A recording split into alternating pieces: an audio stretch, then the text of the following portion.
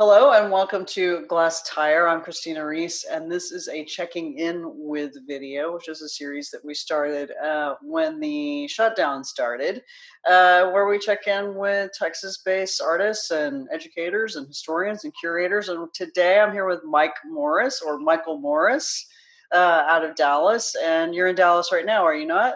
I'm in Dallas in Oak Cliff. So here's the deal. The reason we're talking to you is you're not going to be in Oak Cliff much longer. You emailed me maybe a month ago, maybe not quite a month ago, and said that you're moving to Cairo, to Egypt, to teach. That's right. At the American University in Cairo. Yeah, I've been accepted to a 2-year position to teach film in their Department of Arts. So it's more traditional film or cinema. But yeah, it should be really fun. So I'm going to be moving to Cairo in about a month. Tell our audience a little bit more, our Texas-wide audience a little bit more. People in Dallas, I think a lot of people in our art community in Dallas, they know who you are. You've been around. You've had your hand in a lot of different projects and communities, kind of intersecting communities within the Dallas and Fort Worth art scene.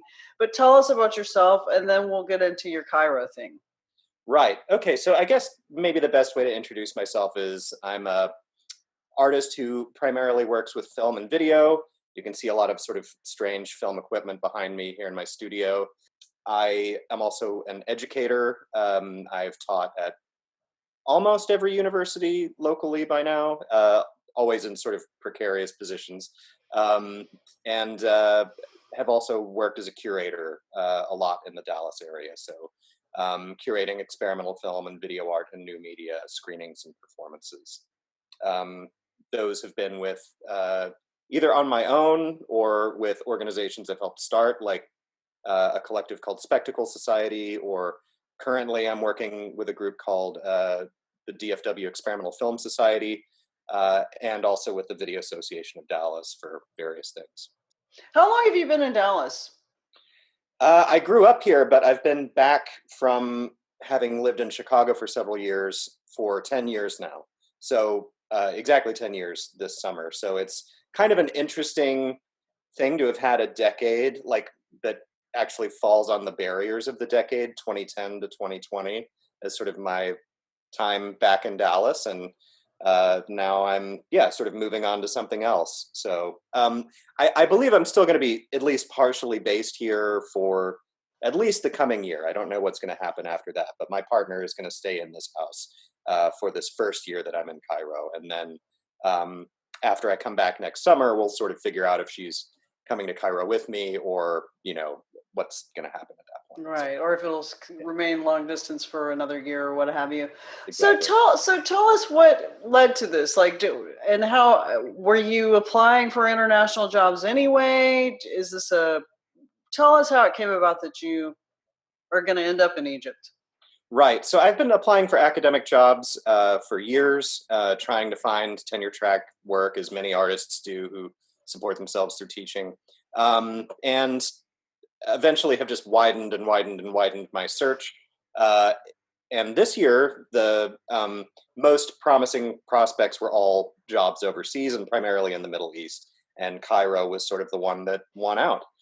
That was one I sort of applied to on a whim, thinking this won't actually lead to anything, but it would be so cool if it did, because I've been working on a film that is sort of about and around that region. So I sort of applied to it thinking it would be really interesting if that worked out, because that would give me the ability to sort of focus on this work that I'm trying to make right now. And to my surprise, they emailed me for an interview. And I thought that was the end of it. It was probably 3 months between the interview and then them finally emailing me and saying, we're offering you this job. It's something that's interesting. I mean, I've been trying to stick around if I can, because my partner and I have made some, pretty deep roots here in terms of the art community and, with family. But it's kind of an interesting time to maybe be moving on to something else. So Is there any possibility that you would end up staying there longer than the 2 year?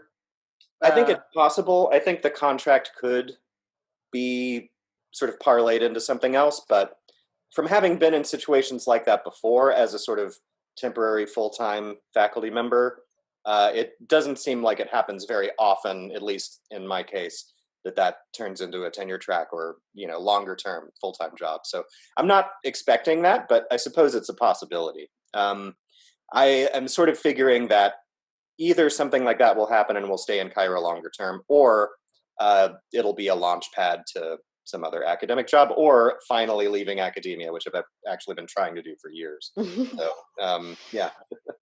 So what do you know about what's going to happen over there, where you're going to be living, or what your classes are going to be like, or who you're going to be teaching, or what do you know about it?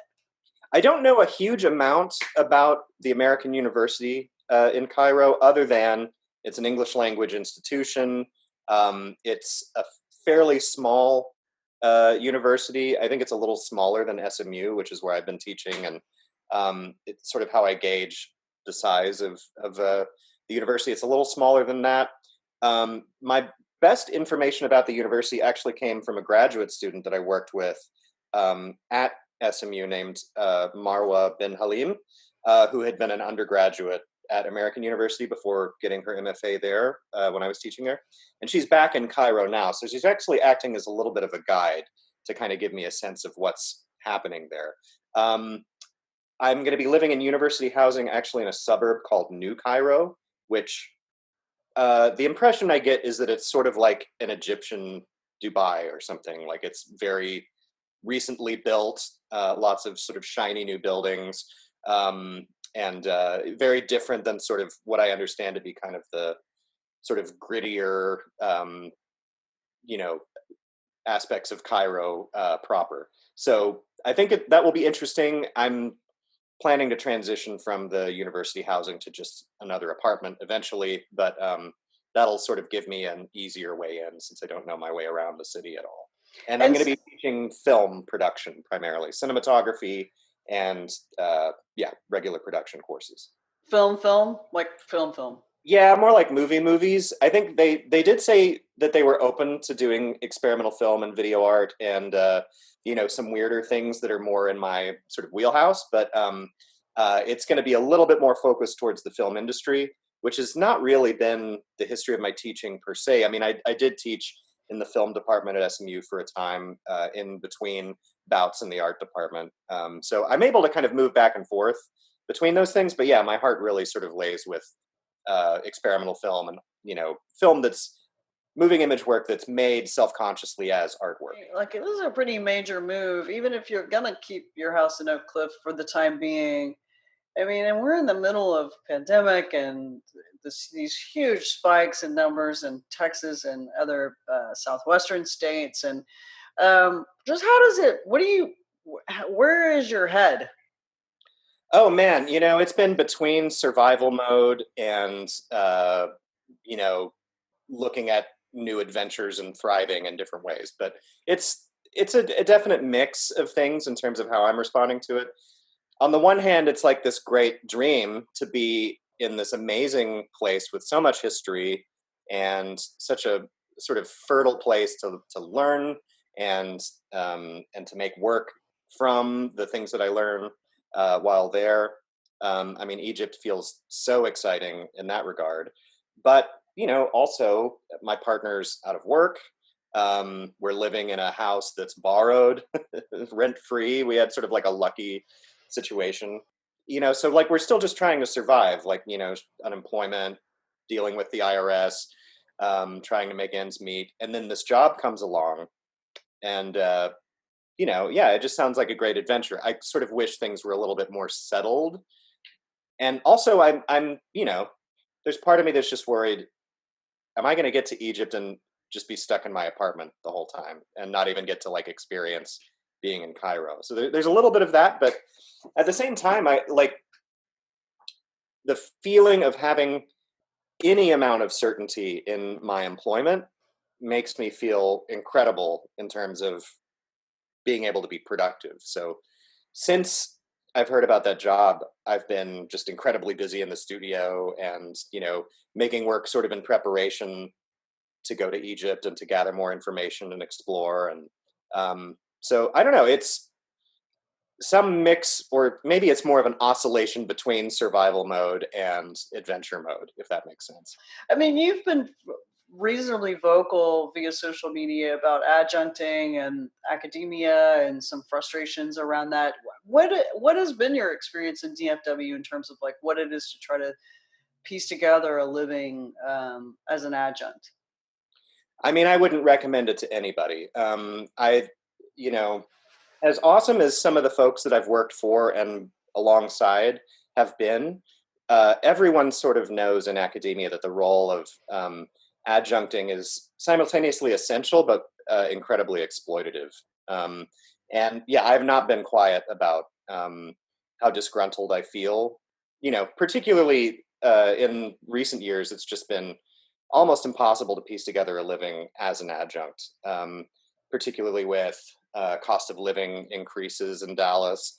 When I could rent a decent sized place for $500 a month, it wasn't as big of an issue, but now it's really become an issue. And if you're someone who needs insurance, then it's really not a good position to be in. So I find adjunct to be incredibly problematic, exploitative, um, and that's a problem across academia. There's nothing necessarily particular to the DFW about that.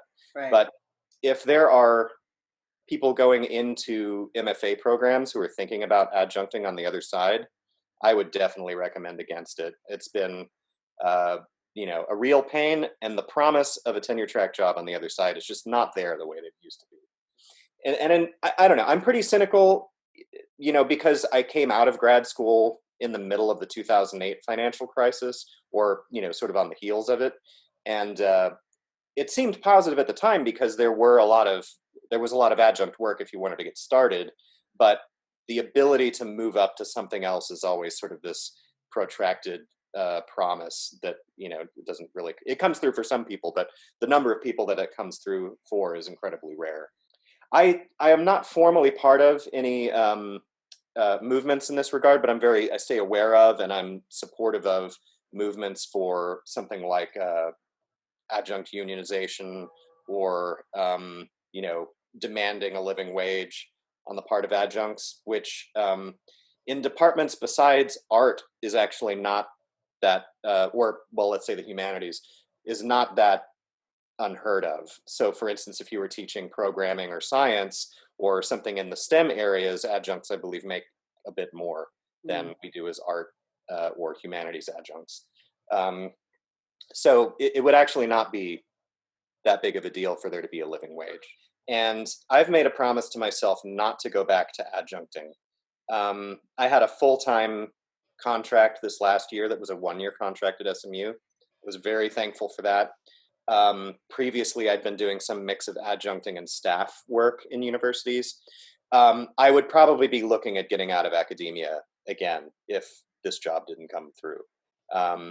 Because I think unless full-time work is on the other side, it's not worth it to me to spend any more years adjuncting. 10 years is kind of enough. And if it's not going to pan out to be a career after that amount of time, it's time to do something else. But figuring out what the hell that is not very easy. So you're not thinking so far ahead that in 2 years you'll be back in Dallas and you need to figure out what to do for a living. You're just like, I'm just going to go to Cairo, do the thing, and then see how it pans I out. think so. Yeah, I'm going to just try to surf that wave for as long as I can, I guess. See where it takes my work. I hope that it leads to another, full-time academic position, but I'm, not holding my breath for that. And that may be a time where I start looking at career changes again. So we'll see. It's just going to be 2 years of whatever this adventure pans out to be. Hopefully some really good art comes out of my time there. And we'll see what happens next. So you have one contact in Cairo. Do you have more than one person you can kind of touch base with? And yeah, I have Marwa, who was the former student at SMU, and there have been a few other folks who have reached out to sort of recommend people to get in touch with. I know a handful of other experimental filmmakers who are throughout the Middle East, many of them in the UAE, some in Istanbul, and know a handful of other folks throughout the area. So I feel like I'll have a community to plug into. And from what I hear, experimental film and video art scene in Cairo is pretty active. So um, I think there's going to be things to plug into without having to feel like I need to build anything from scratch necessarily. Was there any talk about you not even going over, but instead staying in Texas and teaching the classes online since we are in the middle of a pandemic? That had been the thought, and when when the first contact about the job came about, I just sort of figured, oh, I'll be there. Things will be calming down by then. But more recently, I was starting to wonder, yeah, I wonder if I could just stay. Before I even got a chance to ask, the provost emailed me and said, everyone is going to be required to be in Cairo. So they sort of answered that question before I even had the opportunity to ask it. When will we be able to see something that you've made while you're there? Hopefully within a year. One of the works that I've been working on it for a couple of years already is a 16 millimeter film that's sort of retraces my family's history in the region. My family were ethnic Greeks from Turkey that came over to the United States during a genocide there on the coast of Turkey. And I've been wanting to kind of re-explore that a little bit, and it relates to Egypt and particularly to, both to early 20th century times, but also I'm relating it back to things that happened during the Hellenistic period in, that whole Mediterranean region. So hopefully within a year that will be starting to take shape. I've been picking away at it for a long time, and it's a very labor intensive film and a very simultaneously personal but historical film. So hopefully that will be out before too long. I'm trying to get it out sooner than later, but I'm also accepting that it may be so complex a film that it takes me a couple years to finish. But Well, I'll probably have some other projects in between there. how much of your how much equipment are you taking or shipping over, or what's?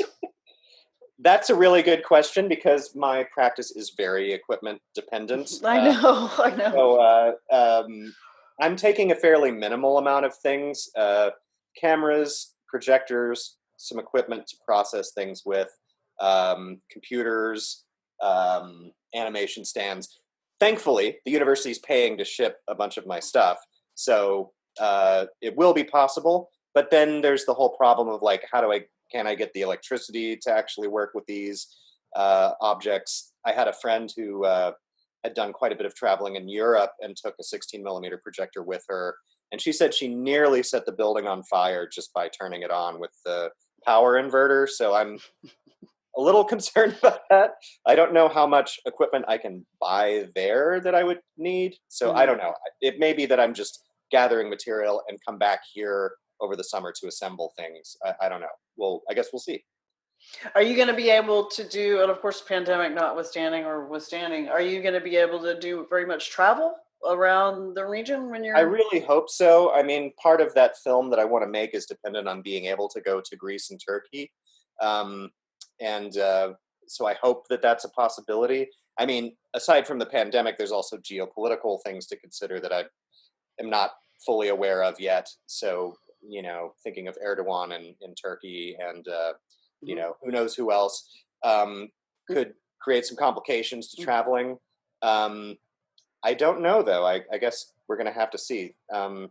It just depends on how quickly things start to reopen. As I understand, Egypt is starting to reopen its businesses similar to how we have here in Texas in the last couple of weeks. And I, I don't know how optimistic people are about how that's going to go. But so that may mean travel elsewhere is possible, but it may also be that my American passport is kind of worthless trying to get around over there. I don't know. That exhibiting in the area is going to be kind of tricky. I mean, showing films is one thing, but if I were to do, say, the expanded cinema performances that I've been doing for the last several years, I don't know how that's going to be possible.